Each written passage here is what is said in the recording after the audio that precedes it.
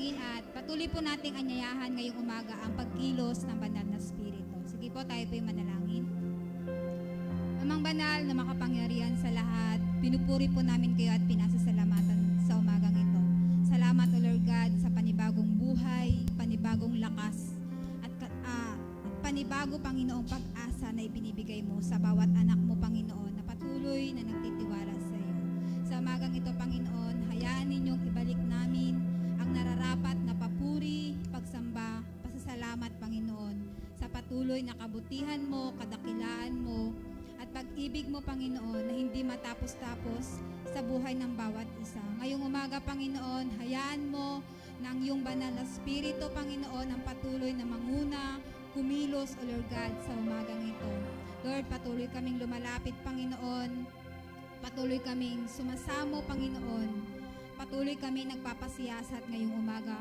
Sa bawat puso, O Lord God, ng mga anak mo, Panginoon, ay patuloy mong linisin, saliksikin, Panginoon. Patawarin mo kami, Panginoon, sa mga bagay na nagawa namin, Panginoon, na hindi kaaya-aya sa iyong paningin. Upang maging karapat-dapat ang aming pagdulog. Upang maging karapat-dapat, Panginoon, ang aming pagpupuri.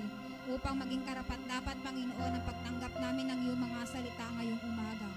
Hayaan mo, Panginoon, ang iyong banal na Espiritu ang kumilos at makialam, Panginoon, sa buhay ng bawat anak mong naririto ngayon. Dalangin namin, Panginoon, sa lahat ng gagamitin mo, sa lahat, Panginoon, ng kakasangkapanin mo ngayong umaga sa gawaing ito, Panginoon. Ang pangunguna, Panginoon, ng iyong banal na Espiritu ang patuloy na inaasahan namin, O Lord God. Sa aming pagpupuri, Panginoon, sa aming pakikinig, sa aming pagbibigay, hayaan mong ikaw ang mahayag. Hayaan mo, Panginoon, ikaw ang mapapurihan, Panginoon, hindi ang aming mga kakayanan, Panginoon, kundi yung kayang gawin ng iyong banal na Espiritu sa buhay ng bawat anak mo, Panginoon. Purihin ka, pasalamatan ka, luwalatin ka, Panginoon, i-bless mo, Lord God, ang iyong kamanggagawang gagamitin mo na maghahayag ng iyong mga salita, O Lord God. Patuloy mo, Panginoong, i-anoint, O Lord God, ang kanyang labi, Panginoon, ang kanyang mga sasabihin, Panginoon, ay pawang karapat-dapat sa iyo, O Lord God. Purihin ka, pasalamatan ka, luwalatin ka, dakilain ka, Panginoon, sa umagang ito. Sa iyo namin ibinabalik ang pinakamataas na papuri, pasasalamat at pagsamba sa matamis na pangalan ng aming Panginoong Hesus. Amen. Amen. Ayan. Good morning po sa lahat. Morning. Good morning. Ayan. Gusto ko lang pong magpasalamat sa Panginoon kasi napakaganda po ng sinabi ni Pastor Noel kanina. And hindi ko alam, para po akong binuhusan kanina. Hindi lang daw po pala dapat rejection and correction. Dapat din po palang pinagpapasalamat even yung rejection and correction sa buhay natin. Especially kapag ikaw daw ay manggagawa. Amen? Amen po ba? So, this morning, gusto ko po kayong i-encourage lahat na kung meron kayong nararamdaman na problema, trials, or meron kayong narinig ng mga hindi magandang salita, there is always a reason to be thankful, to be grateful sa ating pong Panginoon. Amen? Amen. Parang mahina. Amen po ba? Glory to God. Sige po, palakpakan natin ang Panginoon. Hallelujah! Shout the name of Jesus. Come on, PFCF. Shout the name of Jesus. Jesus! Jesus! Jesus! Jesus! Jesus! Jesus! Woo! Salamat, Panginoon.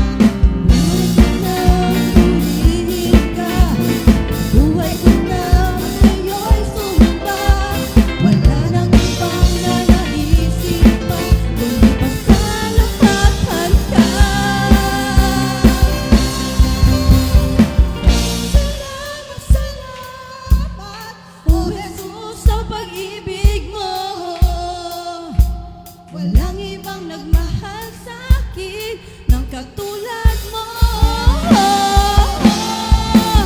Salamat, salamat, O Jesus, sa pag-ibig mo. Ako'y magsasaya sa piling mo.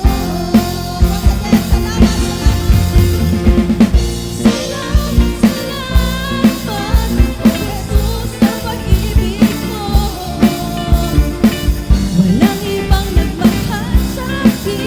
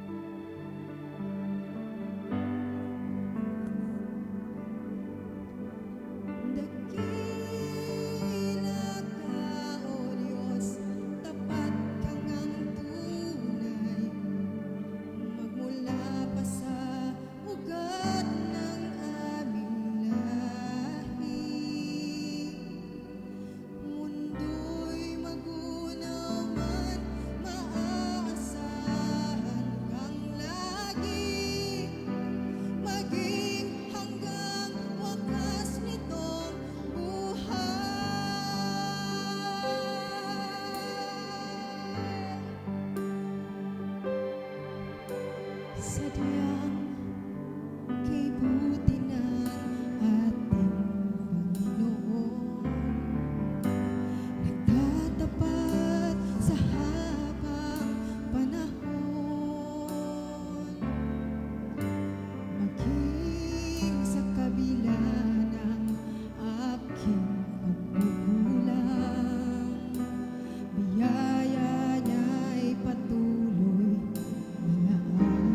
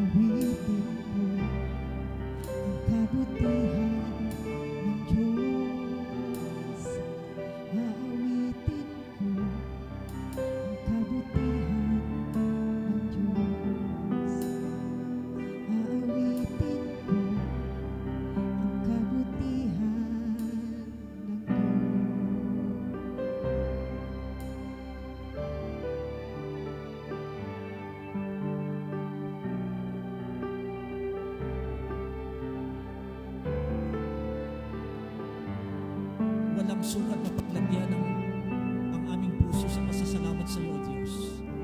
Hindi kayang ilarawan ng salita ang pag-ibig na nararamdaman namin sa iyong kabutihan sa amin. O Diyos, sa mga oras na to, patuloy mong patamisin ang aming pagpupuri sa iyo. Make our worship sweeter before your eyes, O Lord. Make our words of praise, become sweeter, maging matamis sa iyong harapan, O Diyos. Bawat salitang namumutawi sa aming bibig ay tunay na maging isang mabangong samyo sa iyong paningin, Panginoon. Let every offering of praise, let every sacrifice of praise, let every words of praise be offered to you with a fire na may apoy sa aming puso. O Diyos, salamat sa mga oras na to na nararamdaman po namin ang dakilang pag-ibig ng Diyos na Kanyang pinamalas nang ipinadala niya ang Kanyang bugtong na anak na si Jesus upang mamatay sa krus at magkaroon kami ng buhay na walang hanggan at buhay na may kasaganahan.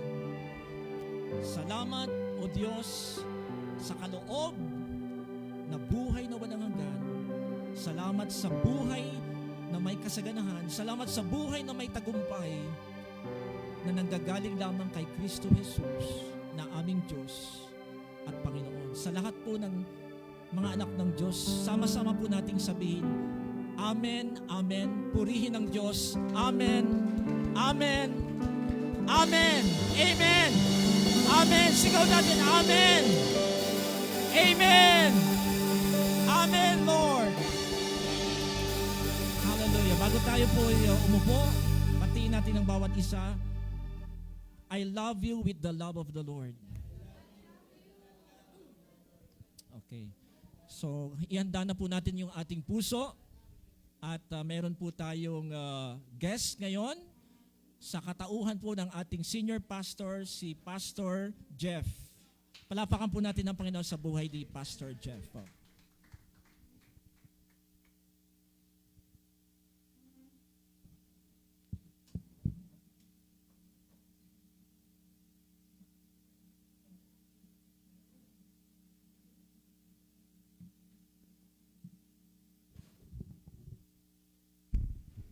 Magandang umaga po sa inyong lahat. Yan, grabe. Pag dito talaga, buhay na buhay, no? Alive na alive. Nali lang po i-set up ko lang po itong ano ko.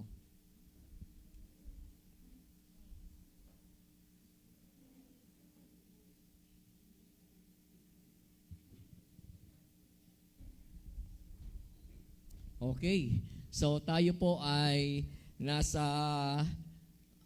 Book of Mark, and alam niyo napakatindi po ng bagumbong at ang series po ninyo. Ewan ko na lang kung hindi niyo pa makabisada to, and I think pangatlo na yata, pang-apat ko na yata ngayon no? Pang-apat ko ng preaching patungkol dito sa book natin, and nasa chapter 3 pa lamang po tayo, no? And I think nag-skip pa po ito. And lo and behold, malapit na po tayong matapos. Hanggang 16 chapters po kasi ito.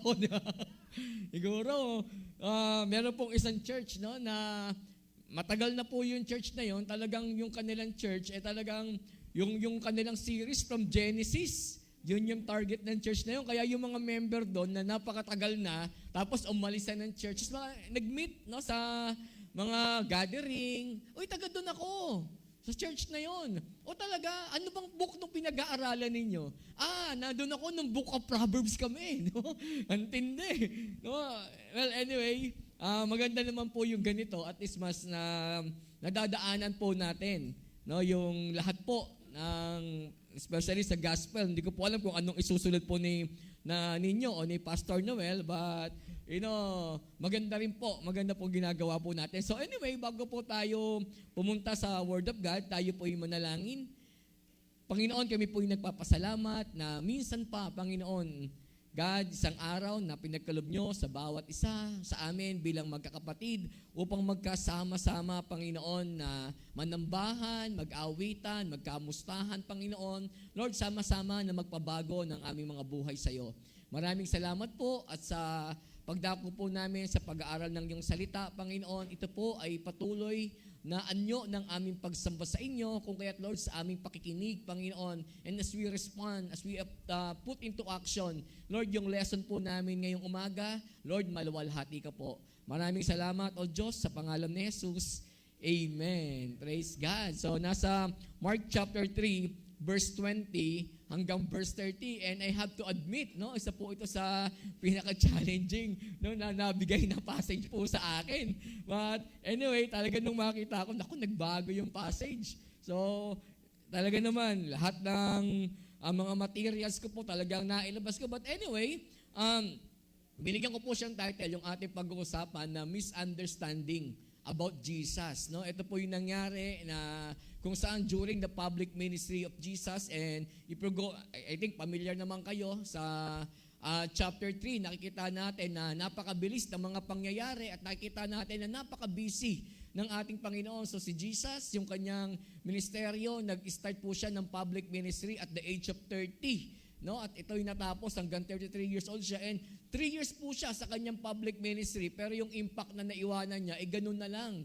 No, na lumaganap pagpasa hanggang ngayon, and siguro makikita po natin kung paano binibigyan ng Panginoon ng kahalagahan, ng importansya, ng effort yung kanyang ministeryo. Sabi ko nga, napaka-busy, and makikita natin, of course, ang Gospel of Mark, hindi naman po lahat yan ay chronological.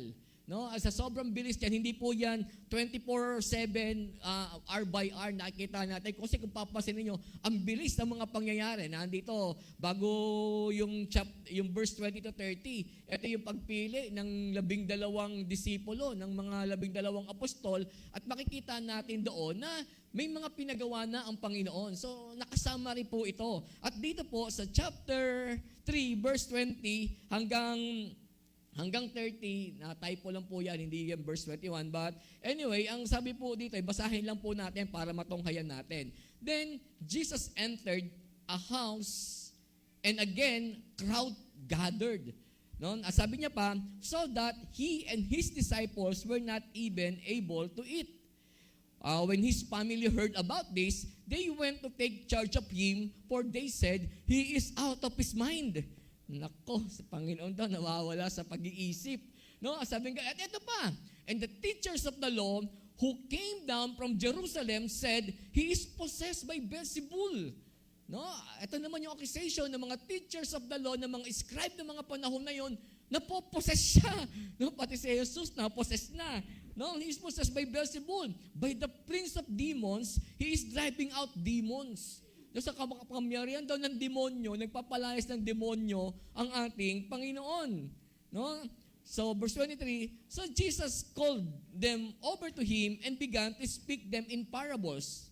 Ang sabi niya, how can Satan drive out Satan? Paano daw papalayasin ni Satanas, si Satanas, no? But alam niyo, naalala ko lang, no, pinakamahirap daw pong problema na kinakaharap po natin is yung mga problemang galing sa ating sarili. No? Kasi kapag galing sa demonyo, I rebuke ko yung in Jesus name. Paano pagka galing sa'yo? I rebuke myself. Di ba? No? Yun yung accusation, no? ng mga scribe, ng mga teachers of the law. At ang sabi pa niya, if a kingdom is divided against itself, that kingdom cannot stand. If a house is divided against itself, that house cannot stand. And if Satan opposes himself and is divided, he cannot stand. His end has come. In fact, sabi ni Jesus, no one can enter a strong man's house without first tying him first. Wala daw pwede makapasok sa bahay ng isang tao o ng isang malakas na tao, kailangan munang taliin siya. Ang tanong, paanong tataliin? Kapag sa inyo ba, may magnanakaw na lalapit ba, papasok na magnanakaw sa bahay nyo? Lalapit ka lang bang tali mo ko? Hindi naman ganon, manlalaban. Di ba? Pero sabi, yun nga, verse 28, truly, I tell you, people can be forgiven all their sins and every slander they utter. Lahat daw po may kapatawaran. Hallelujah. Pagdating ng verse 29, ang sabi gayon, but whoever blasphemes against the Holy Spirit will never be forgiven. They are guilty of eternal sin. Ito daw po yung sin, ito daw yung kasalanan na walang kapatawaran. No, kapag nag-blaspheme ka sa Holy Spirit, kahit anong tumbling mo daw po dyan, walang kapatawaran. Patay, yari tayo dito. No, tuloy natin, no? In fact, no, na doble, no? But whoever blasphemes against the Holy Spirit will never be forgiven. They are guilty of eternal sin. He said this because they were saying he has an impure spirit. May God add blessing, no, sa pagbabasa ng kanyang salita at sana na maunawaan po natin ito. So, tingnan po natin, no, yung Mark chapter 3, 20 to 30, nagsimula siya, yung pinaka-context niya dito is yung may mga accusation against Jesus. No? Of course, from his family, and of course, doon po sa mga scribe teachers of the law, mga naturingan na alam po nila yung salita ng Panginoon, alam nila yung law of Moses, sila yung, matalino po sila. No, pero yung accusation nanggaling para sa kanila, and actually, ito pong binasa natin, napaka-challenging nito kasi yung tema nito speaks about spiritual warfare. Ano ba yung blasphemy of the Holy Spirit? Nakumit ko ba yun? Naku, paano yan? No, mayroon pala akong kasalanan na hindi mapapatawad. Ang sabi ng Bible, no sin can enter heaven. So if you committed itong blasphemy of the Holy Spirit, hindi daw mapapatawad. Therefore, hindi ka rin papasok ng langit. Naku, yari ka. Tagal-tagal natin nagsimpan, nag-ano tayo, no?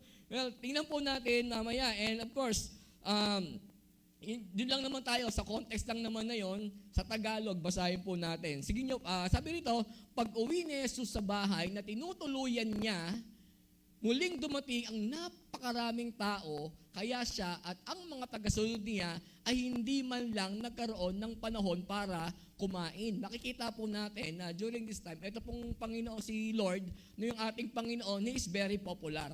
Sikat na sikat siya to the point na kapag kung saan siya nandoon at nalaman ng mga tao sa paligid, nagkakandara pa sila, pupunta sila sa Panginoong Jesus. No? And of course, if you're reading yung gospel, makikita natin yung mga napakaraming instances. Ang Panginoon very popular. Sikat po siya. But definitely, hindi naman dahil sikat ay nangangahulugan na lahat ng tao ay agreeable sa'yo. Diba? Kapag halimbawa, si Vice Ganda, napakasikat. No, may mga taong nagsisimpatya sa kanya, pero marami ring tao na hindi okay sa kanya. Na same thing po sa ating Panginoon. During this time na medyo sikat na ang Panginoon, marami na nakakaalam sa ginagawa niya, pagpapagaling, pagpapalayas ng demonyo, di ba, paggawa ng mga miracles, no, kumakalat po yun eh. So sikat na po yung Panginoon, kaya nung mapunta po siya, umuwi po siya, katatapos lang ng ministeryo, eto na naman, ministry na naman. Pero wag ka, no, makikita po natin dito, napakatindi, no, ng mga disipulo ng panahon na yon. No, inuuna po nila yung ibang tao kaysa sa kanilang sarili. No, and I think nakita rin nila yon sa ating Panginoon na kung saan makikita po natin ang Panginoong Yesus napaka-sacrificial. Kaya nyo ba yun, magbiministry kayo kahit hindi kayo kakain? No, yung sa bagong church pagtabi niyo muna yan.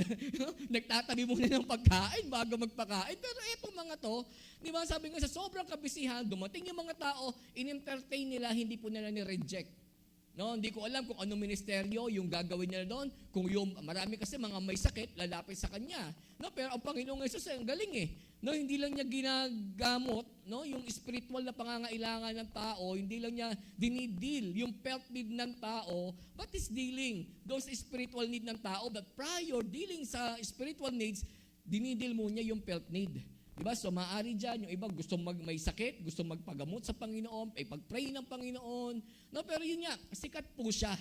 No? At I think etong bagay na to, na sila po ay hindi nakakakain sa sobrang dami ng ministry. And I think dito sa Bagumbong tayo, sacrificial naman tayo kung kinakailangan. Amen? No, kung kinakailangan lang naman. No, pero pag may pagkain at hindi ka kakain, hindi po yun yung ibig sabihin nito.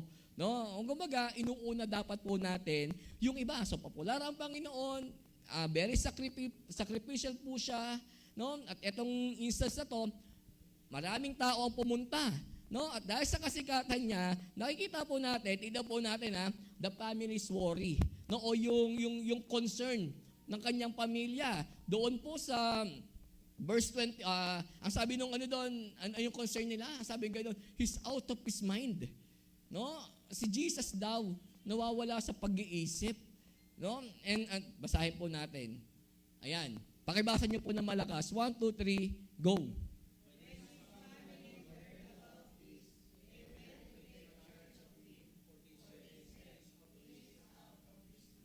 Tanong. Etong, diba, narinig ng pamilya, nabalitaan, no, na ano, masyadong busy ang Panginoon, minsan wala nang time para kumain, laging, sabi nga, they went to take charge of him, for they said, he is out of his mind. Sino ang nagsabi that Jesus is out of his mind? Is it his family? Family? Ano? For they said, sino yung they na to? Sino yung nagsasabi? Yung pamilya ni Jesus, taas yung kamay. Ayun, 1, 2, 3, 4. Sino nagsasabi na yung mga tao, taas yung kamay? Yung iba, ewan ko, bahala ka. Actually, nandun ako dyan nung binabasa ko to, for day. Sinong nagsabi nito? So, I try to search, pumunta ako sa, even yung Greek, no? Yung Greek language, bagamat napaka-importante at napakaganda, minsan may mga ambiguity din siya. No, may mga syntax doon, may mga words doon na parang it refers doon sa mga tao. And sometimes meron may isang tuldok doon na nagpapatunay na ito ay galing sa kanyang pamilya. So, we can conclude, I simply believe na possibly ang nangyari po diyan, yung mga tao na babalita, even yung pamilya niya basahin niyo po yung gospel. Yung mga kapatid niya, there are times na hindi po sila naniniwala kay Jesus. 'Di ba? Kaya nga yung John 1:12 bago sabihin yun 'Di ba? Yung sabing ganyan, for those who receive him, to those who believe in name, he gave the right to become a children of God. Bago sabihin po yun, yung konteksto mo doon, yung pamilya niya, ang sinabi na even his own prophet ay hindi tinatanggap sa kanyang tahanan. No, kasi yung time po na yon, yung kanyang pamilya ay hindi po naniniwala sa kanya. Of course, si Mary, no, alam niya from the very start na si Jesus ay napaka-espesyal. No, pero in that time, hindi pa naman niya nauunawaan kung paano ka-espesyal. Alam lang niya. No, even yung pagpapangalan ng anghel. No, so I do believe, ito po ay lahat nagsasabi, hindi naman lahat, may mga ibang nagsasabi na ito yung pamilya niya, nagsasabi na si Jesus is out of his mind. No, kasi nga, yung kanyang ginagawa, napaka-radical. Kasi isipin ninyo, yung Christianity, pa-start pa lang. Di ba pag nag-i-start ka ng isang movement, ang daming tanong, ang daming akusyon, totoo ba yan? Baka naman AI lang yan. Baka naman hindi totoo yan.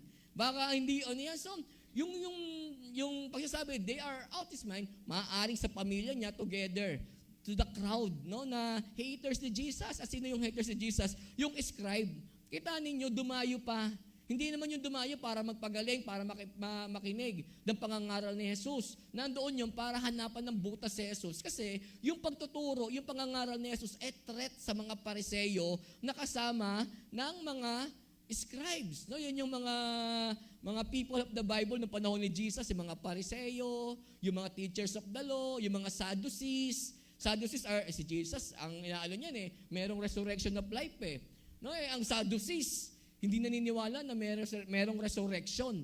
No, kaya they are sad. You see, kaya nandun yung tawag doon.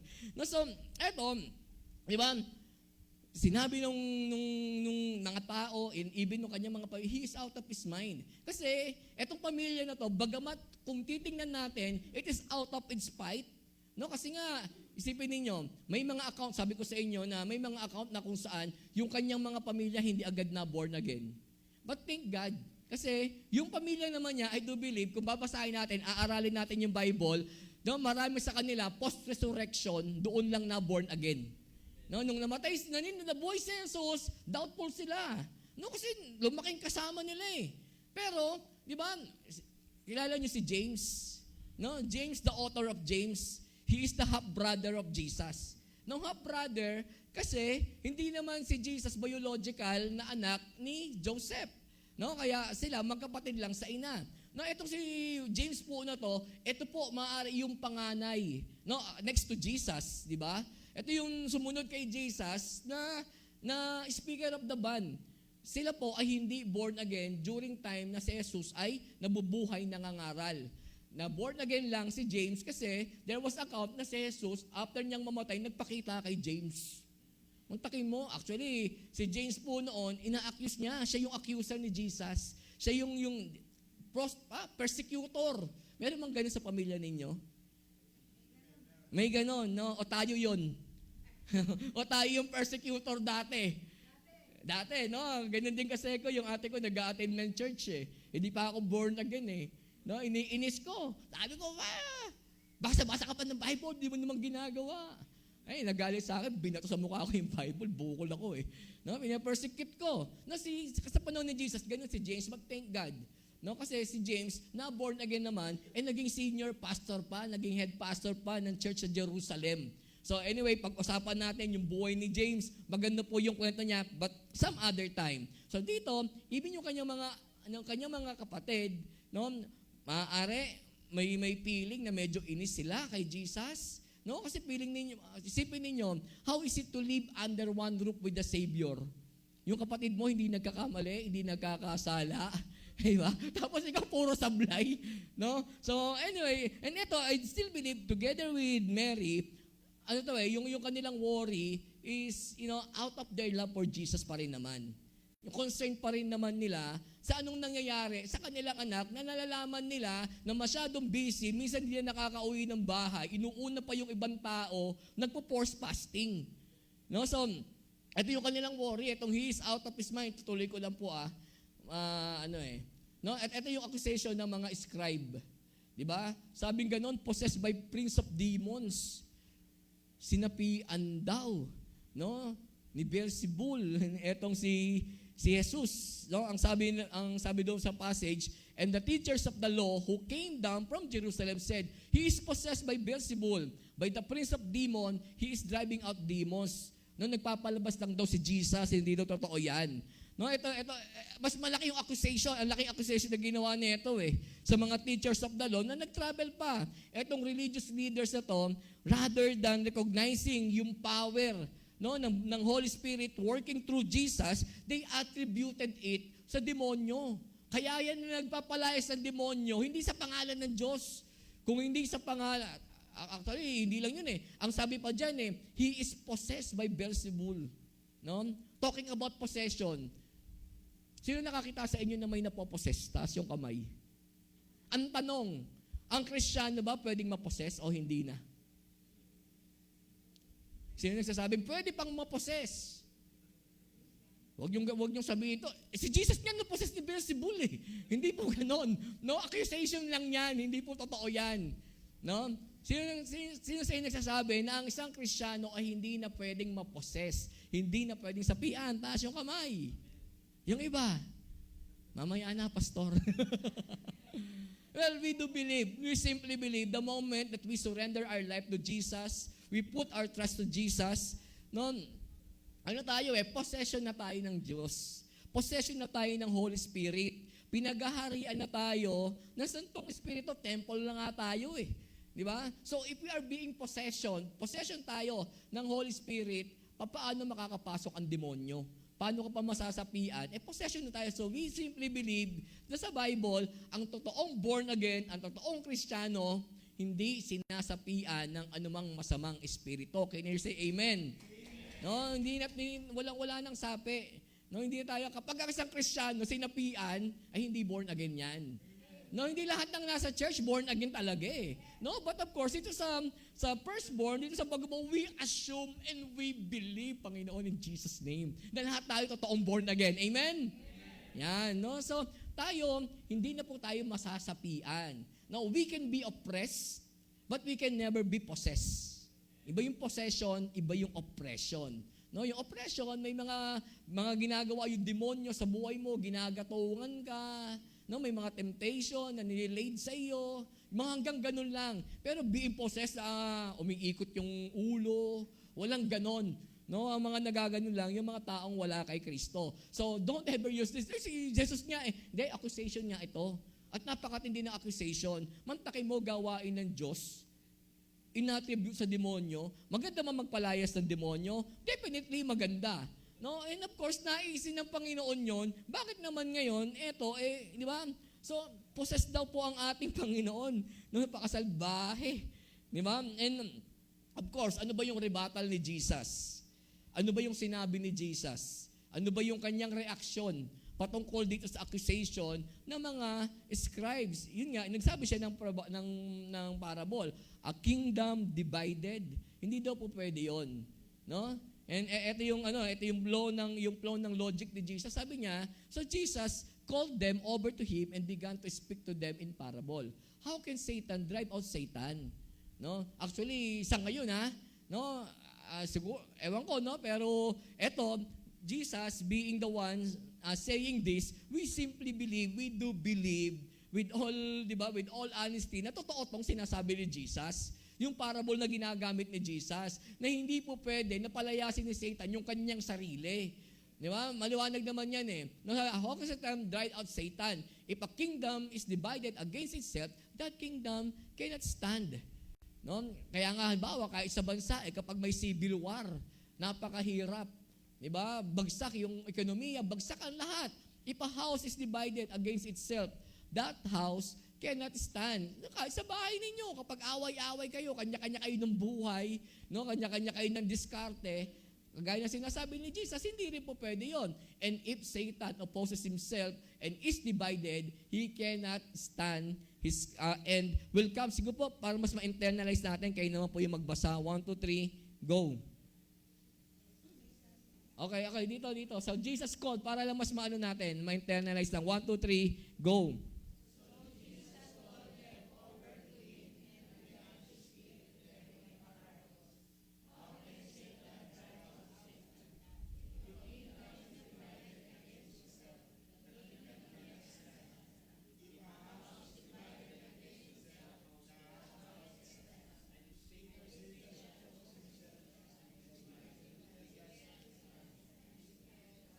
Ito yung rebuttal ni Jesus. Kung baga, si Jesus, he just directly addresses their illogical claims. No? Illogical yung claim na, ay, kaya mo nagagawa yan, may sapi ka. No?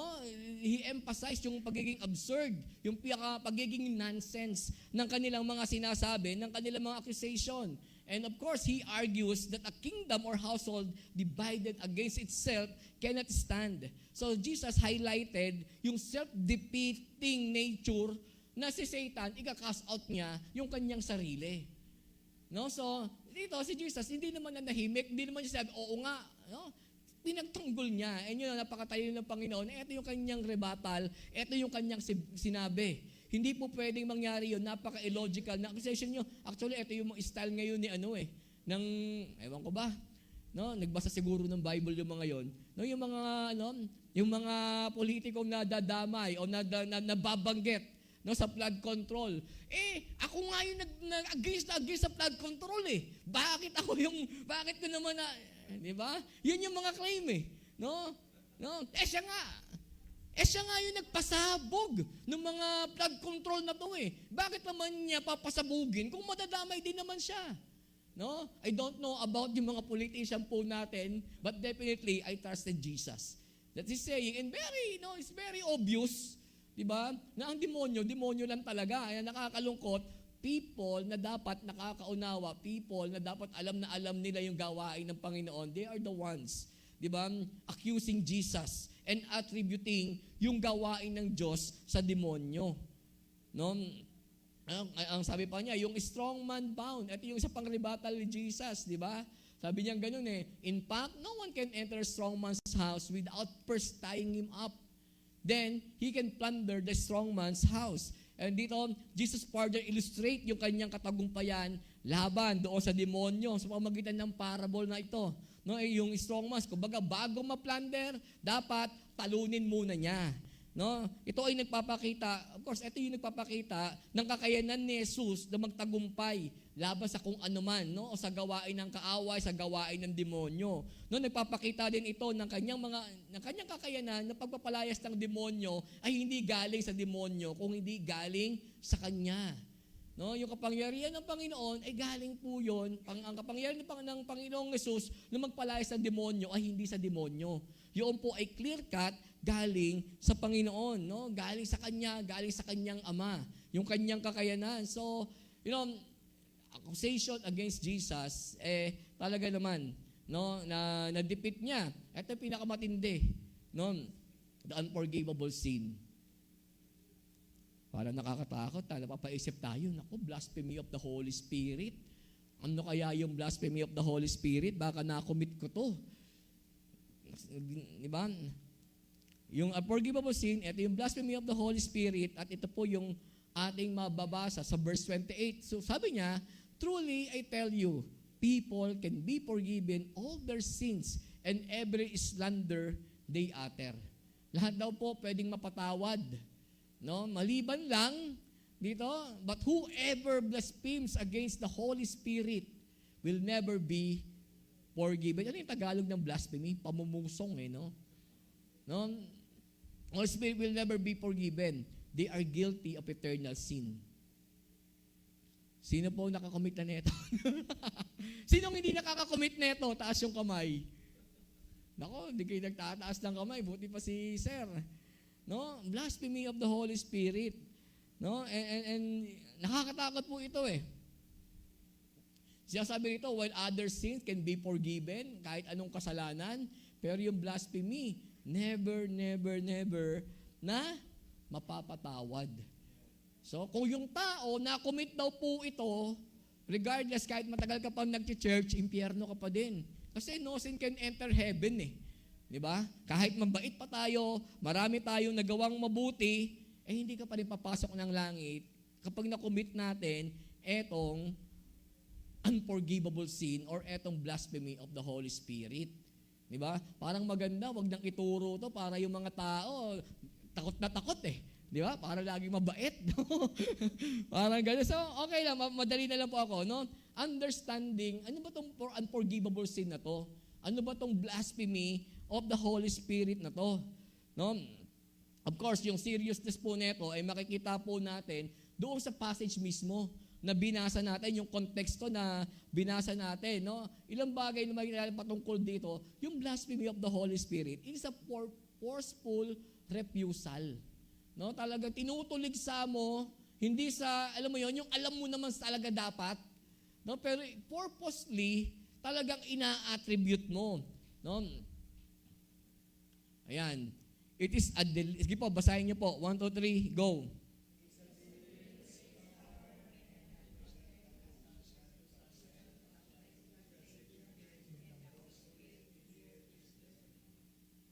Okay. No, it's a deliberate, stubborn, and unrepentant refusal to accept God's saving grace and the Holy Spirit's clear testimony. Dito po saan natin, nakita po ilang beses, no? Ito binasa natin, 20 to 30. Pero prior to that, definitely, maraming pagkakataon, nakita ng mga scribes, ng mga pariseyo, ng mga saduseyo, ng mga tao, yung kapangyarihan ng Panginoon, no, na mag-perform ng miracle, magpagaling na may sakit, magpakain ng maraming tao, no, magpalayas ng demonyo, and yet, deliberately, they reject it. Ayaw nilang tanggapin na ito'y sa Panginoon. Kahit alam nila na very obvious, sa Panginoon yan. That's the blasphemy of the Holy Spirit. Diba? Ano pa to? No? It is attributing Christ's work to the devil. Na yung gawa ng Panginoong Jesus, no? Yun yung ginawa ng nila No? Nagpapalaya siya ng demonyo sa pamamagitan ng kapangyarihan ng demonyo. No? It is attributing yung gawa ng Panginoon doon sa demonyo. Makita mo, pumunta ka na nga ng Cebu para tumulong sa napakaraming tao. Sasabihin, naku, demonyo yan, tumutulong sa tao. No? Parang somehow ganun to No? Nakita nila yung magandang ginagawa, maraming napapalaya, maraming gumagaling, and yet ang kapangyarihan niyan ay hindi sa Diyos. Galing yan sa demonyo. Diba? So ito yung blasphemy of the Holy Spirit. Na-commit nyo na ba yan? No, na inattribute ninyo yung gawa ng Panginoong Jesus. No, actually, mamaya ko na sasabihin. No, resistance doon sa spirit ng Panginoon. No, na may udyok ang Holy Spirit, and yet we keep on resisting. No? A rejection of truth resulting in a hardened heart, making it impossible to repent and receive forgiveness. Actually, dapat ko sabihin ko lang sa inyo, well, maraming mga scholars ayon sa pag-aaral, no, na etong blasphemy of the Holy Spirit cannot be committed sa panahon po natin. No? Uy, naka-relief tayo. Salamat. Hindi ko pa pala nako-commit yun. No? No? Kasi nga, una, it is about Jesus. It is about work of Jesus. Kasi si Jesus yung kinokondemn dun eh. Now, personally, si Jesus, the person of Jesus, trabaho ng Panginoon, hindi po trabaho natin. Ang inattribute ng mga taong ito. Kaya maraming scholars, ang kanilang conclusion, a blasphemy of the Holy Spirit, cannot be committed by a Christian sa panahon po natin ngayon. No? Ewan ko kung na-relieve kayo. Praise God. Akala ko nung nagtampo ako sa Lord, na blasphemy ko na siya. Hindi po ganun yon. No, ang blasphemy of the Holy Spirit can be committed to Jesus. And of course, ito yung alam na alam daw po nila na ito'y gawa ng Panginoon and yet binigay mo yung credit sa demonyo. But of course, sa panahon po natin ngayon, we can apply it na wag po tayo masyadong judgmental. Na kapag may mga tao, may mga organization, may mga kapatid tayong gumagawa ng mabuti, porket hindi mo siya feel, gusto ayun ako, iba yung motibo niyan. Hindi naman yan for God. Papasikat lang yan eh. No, bagamat uso ngayon yon.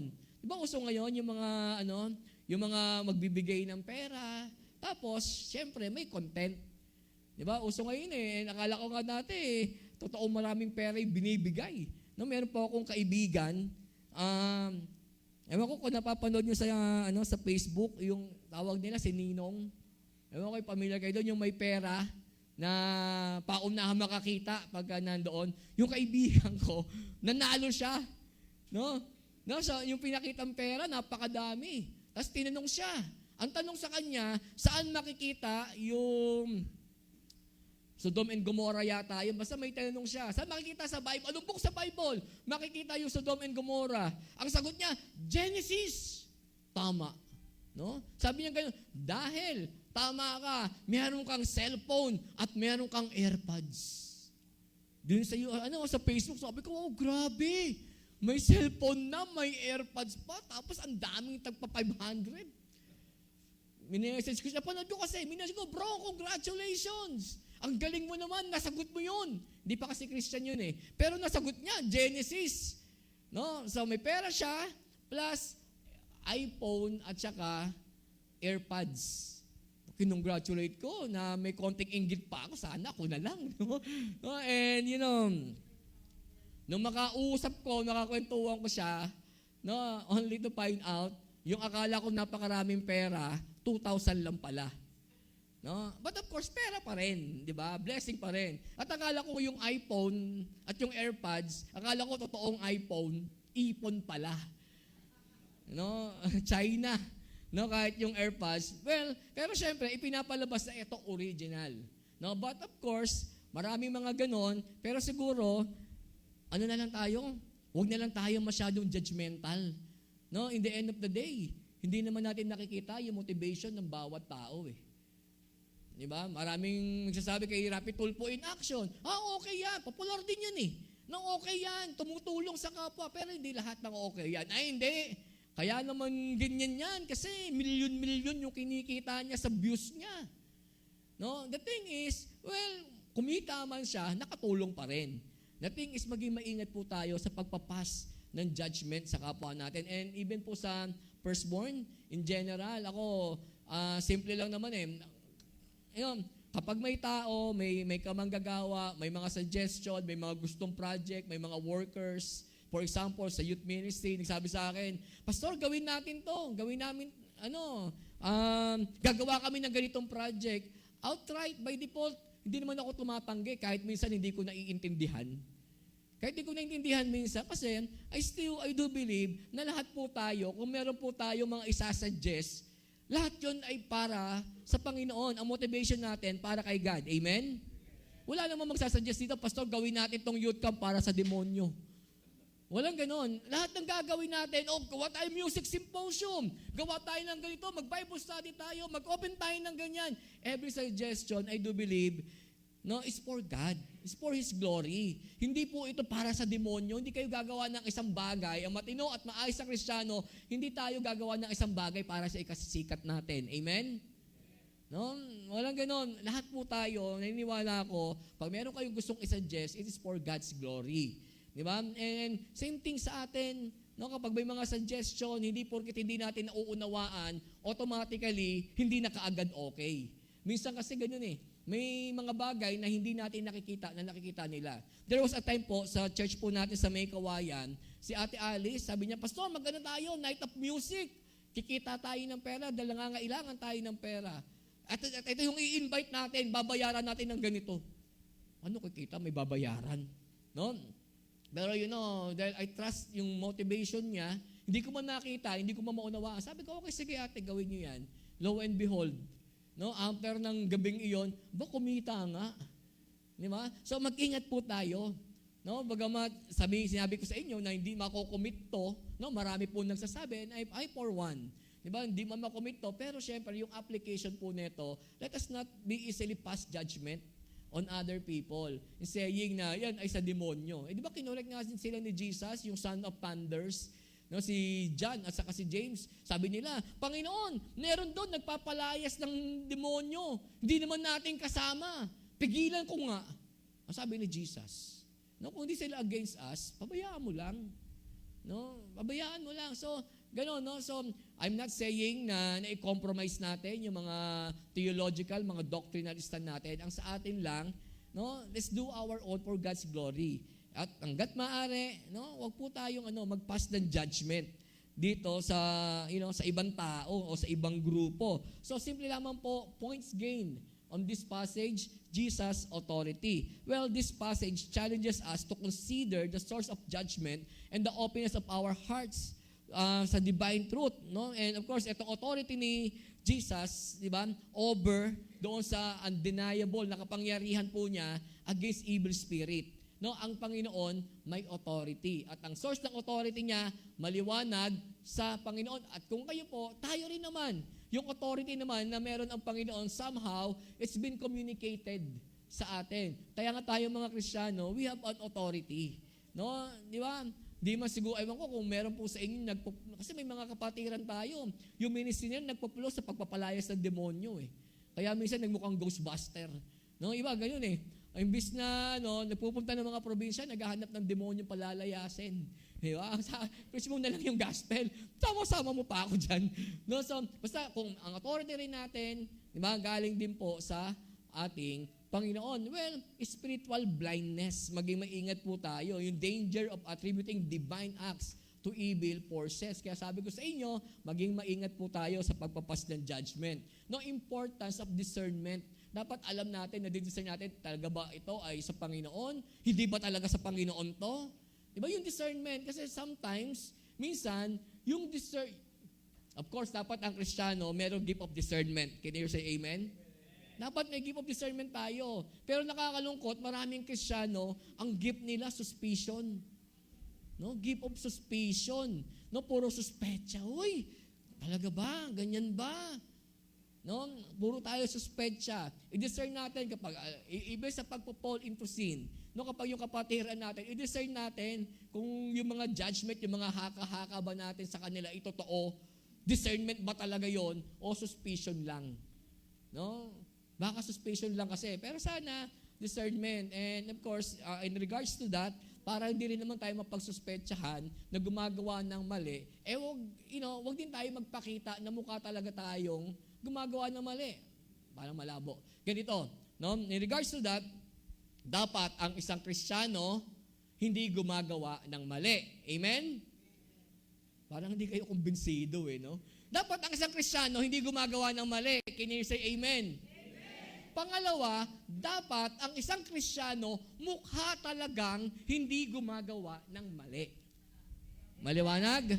No? Dapat hindi gumagawa ng mali, pangalawa mukha talagang hindi gumagawa. Kasi yung iba, hindi nga gumagawa ng mali. Pero sa mga kilos nila, may insinuation. No? Sa mga magbo-boyfriend. Pag mga may boyfriend, girlfriend, it is always best ang group date. No? Ngayon, di ba mukhang paano ba naman hindi magkakasuspecha yung nanay at tatay mo? Umuuwi ka, bibisita lang sa inyo, sa kwarto pa kayo magpe-fellowship. Dalawa lang kayo sa kwarto, anong gagawin ninyo? Ipagpe-pray yung nation? Di ba? Dapat, hindi, so dapat, hindi gumagawa ng mali at minsan, dapat din, mukha talagang walang ginagawang mali. Yung iba kasi kasuspecha naman talaga. And last but not the least, warning against resisting the work of the Spirit. No, let's learn from the mistake of those scribes. No, wag po nating i-resist yung work of the Holy Spirit. No, lalo na pag may mga pinapagawa ang Panginoon sa atin. So, yun lamang po. Tayo po tayong lahat. Palakpakan po natin ang Panginoon. Hallelujah. Hallelujah. Panginoon, maraming salamat po, God, sa time na to that we have heard, Panginoon, yung inyong salita. God, ano man yung mensahe, special na mensahe niyo po para sa amin, Lord, cause us to put it into action, Panginoon. Maraming salamat, God, na patuloy na kayo po yung nangunguna sa amin and patuloy, O Diyos, na kayo ang magbago ng buhay ng bawat isa. God, maraming salamat sa bawat isang narito. And I just want to pray, God, for every family being represented here right now. I pray, Lord, na pagpalain niyo po yung aming pamilya. Dalangin ko, Lord, na i-bless niyo po yung kanilang mga kabuhayan, yung sources ng kanilang income, Panginoon. God, sa mga nagtatrabaho dito, I pray that you will promote them sa kanilang mga workplaces, Lord God. Lord, i-promote nyo hindi lang, Panginoon, yung kanilang trabaho, kundi i-promote nyo rin, Lord, yung kanilang salaries, yung kanilang compensation, Panginoon. Lord, yung kanilang mga posisyon, i-promote nyo po sila, Panginoon. God, kung meron man kaming mahal sa buhay na nasa banig ng karamdaman, Lord, I pray sa mga pagkakataon na to that you will touch their sick bodies, Lord God, and heal them, restore their health, Lord. God, to some of us, Panginoon, na kung saan may malaking desisyon na gagawin, impart us your knowledge, give us your wisdom, Panginoon. And to some of us na meron, Lord, na nasa malalaking tukso, Panginoon, mga temptation, Lord, may your Spirit strengthen them, Lord God, to say no to those things, God, that will hurt you, to those things, Lord, that will displease you, and give them the strength, Panginoon, to say yes, Lord, sa mga bagay-bagay na makakapagbigay ng kalawalatian sa inyo, Panginoon. Lord, sa aming church, patuloy niyo po kaming gamitin, God, upang marami pang kaluluwa ang makasumpong ng kaligtasan sa inyo, Panginoon. Lord, patuloy niyo pong pag-isahin ang aming mga puso sa paglilingkod sa inyo, Panginoon. Patuloy, Lord, na lalo niyo pang palalimin ang aming pag-ibig sa inyo at ang pag-ibig, O Diyos, sa isa't isa. God, marami ka pang plano, marami ka pang gagawin, Panginoon, para sa church namin dito sa Bagumbong, at sa lahat ng aming gagawin, maluwalhati ka, Panginoon, kasangkapanin ninyo ang bawat isa, Panginoon. Sapagkat tunay ang makapaglingkod sa inyo ay isang malaking pribilehiyo, O Diyos. Maraming salamat, Ama. Ito ang aming dalangin sa pangalan ni Jesus. Amen and amen. Palakpakan po natin ang Panginoon. Hallelujah. God bless us all. Amen. Yun. It's giving time po, no? So, thank you, Pastor, po sa mensahe po. Totoo po na, actually, yung mga sinabi ni Pastor is, hindi na amen yung masasabi natin.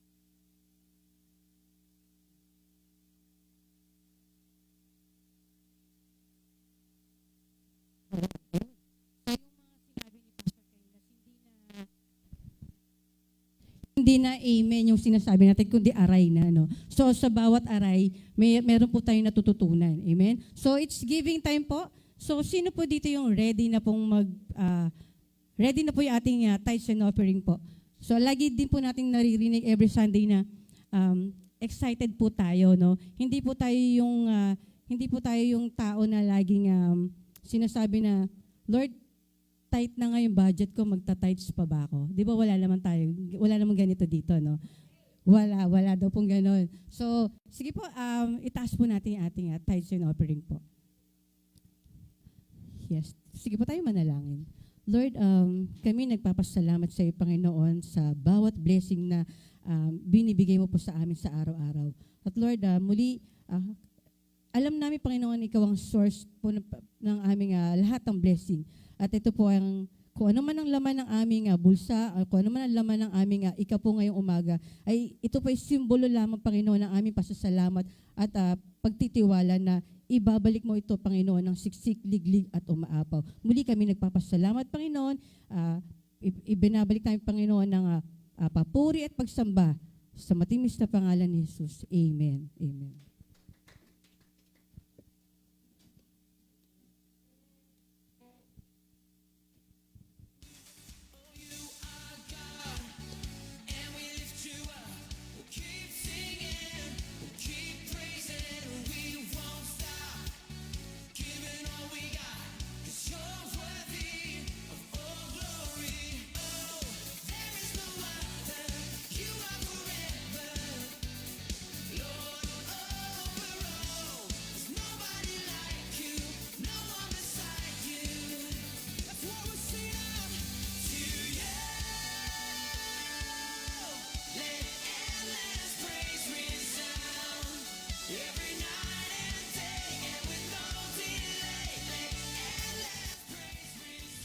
Good morning, Pastor. For our additional announcement, sa lahat ng ating computer literacy training program, papasok tayo doon sa kids room. Sa lahat ng gustong mag-join. No age limit. Sinong gustong matuto? Sister Lydia, gusto ko pa pong matuto ng computer. Wala po tayong limit, Walang limit, doon lang. Mag-proceed tayo after sa ating merienda. Natawa ang mga apo. And for those, yung mga tent maker, mag-proceed kay Sister Dusty. And ano pang additional announcement natin for the, nagawa na ba yun? Sa ating darating na Family Day. Sa ating last Sunday, no? Sino dito ang family? Tayo lahat. Tayo lahat. Tayo lahat. Walang exempted. On our 5th Sunday is our Family Day. So, meron tayong maraming mangyayari sa Family Day na yan. Mga surprise lang lahat. Kaya if we want to join, talagang maging present tayo this coming next Sunday at saka sa susunod pa at hanggang 2026, maging present tayo lahat dito sa church. So, ano pang mga additional announcement natin? Meron sanang propose na for our grade 11 hanggang college. May good news ang Team Bagumbong. No? Meron tayong hindi pa nagawa yung application pero meron tayong ilalabas na financial assistance. Pagdating ng for grade 11 hanggang college. So kung grade 11 ka, you are qualified. Pag grade 12 ka, qualified hanggang college. Okay? So sa lahat ng may mga anak, mga pamangkin, pwede na natin silang i-introduce yung ating tulong aral. Hindi naman siya malaki pero ito ay tulong lang talaga. Assistant lang ito. And for those, again, yung computer class natin doon sa lahat ng gustong mag-join. So yun lang po and happy Sunday. Okay po. Okay, pwede po tayo magsipagtayo lahat. Okay, at gusto ko lang pong basahin itong pastoral statement kasi maraming nagtatanong ano ba ang stand ng FCF sa mga rally na gagawin. So meron pong rally na gagawin sa, alam po natin sa November 16, 17, ngayon, bukas. Okay, meron po kasi tayong pastoral statement galing sa Philippine Council of Evangelical Churches. Ang pinaka-head po nito ay si Bishop Noel Pantoja. Ang member po nito ay almost 55,000 local churches in the entire Philippines. At meron pong 74 major denomination na kasali po dito. So ito po yung kanyang pastoral statement at kami po sa FCF in accordance with kami po sumasang-ayon dito sa pastoral statement ni Bishop Noel Pantoja. Ito po yung sinasabi niya, makinig po tayo, no? Para hindi po ma-mislead yung mga taga-FCF kasi baka may iba sa inyo rito sasali sa rally, No, baka yung iba ay may nagpaplano na pumunta sa rally. Ito po yung ating stand, no? Sabi niya rito, the PCEC, Philippine Council of Evangelical Churches, expresses its steadfast commitment to the transparent and comprehensive investigation of allegations of widespread corruption within the country. We advocate for investigations that are thorough, impartial, and conducted within the bounds of the law to ensure that the facts and evidence are given precedence and justice is duly administered. We upheld the importance of constitutional order and do not endorse, do not endorse any attempt to forcibly remove the elected president. It is essential that all citizens recognize and respect the authority vested in the Constitution and seek reform through peaceful and lawful means. We encourage individuals possessing relevant information or claims, including whistleblowers, to come forward with clear and verifiable evidence so that all allegation may be subject to due process and appropriate examination. Additionally, we acknowledge the dedication of the Chief of Staff of the AFP and all uniformed personnel, urging them to continue their commitment to protect the nation, uphold constitutional principles, and defend the rule of law with integrity and justice. PCEC will not participate in the rally scheduled for November 16, 17, and 18 and discourages involvement in any activity that seeks to disrupt government stability or provoke unrest. We call for restraint, prudence, and adherence to peaceful and lawful avenues for redress. As followers of Christ, we dedicate ourselves to seeking truth and promoting the welfare of all. We hope that leaders are endowed with wisdom and that our nation finds healing and unity. But let justice roll down like waters and righteousness like an ever-flowing stream. So tayo po sa FCF, wala po sa atin ang magjo-join sa rally. Amin po ba? So we are for the upholding of our Constitution. Kung ano po yung nakalagay sa Constitution natin, meron tayong duly elected President, let him finish the term until 2028. Amen po ba? Amen? Yun po ang nakalagay sa Constitution natin. And we support the Constitution. Tayo po yung manalangin. Let's all pray. Thank you, Lord. Salamat, Ama, sa natapos na gawain na ito, na kung saan nakita po namin ang tunay na katauhan ng aming Panginoong Jesus, na siya po ay nagpakita ng kanyang karunungan, katalinuhan sa pagsagot sa mga akusasyon laban sa kanya ng mga religious authority. Lord, thank you na ang Panginoon po namin ay punong-puno ng wisdom. Ganun din po kami as a church. Kami rin po ay may taglay na karunungan. Hindi po kami nagpapadala sa gusto ng mga taga-mundo. Hindi namin hayaan ang aming emosyon ay masindihan ng hindi magandang mga pag-uugali, hindi magandang mga pagkaisipan, kundi kami mga Kristiyano ay magiging maingat sa aming mga kilos, sa aming mga desisyon. Hindi kami pa pabigla-bigla, hindi kami pa nagpapadala sa kung ano yung sinasabi ng nakakarami. Lord, we stand with the truth. Kami tumatayo sa katotohanan at hindi po kami magpapadala sa sino mang politiko na nag-uudyok ng masama laban sa aming bansa. Lahat po kami ay umiibig sa kapayapaan, lahat po kami ay tumatayo sa katwiran, lahat po kami tumatayo sa katotohanan. Kaya hinahayaan namin ang due process na mangyari sa aming bansa. Hindi namin dadalhin sa kalye ang usaping hustisya. Hindi namin dadalhin sa mga kalye ang usaping katotohanan. Hahayaan namin ang korte ang siyang magdesisyon kung ano ang nararapat sa aming bansa.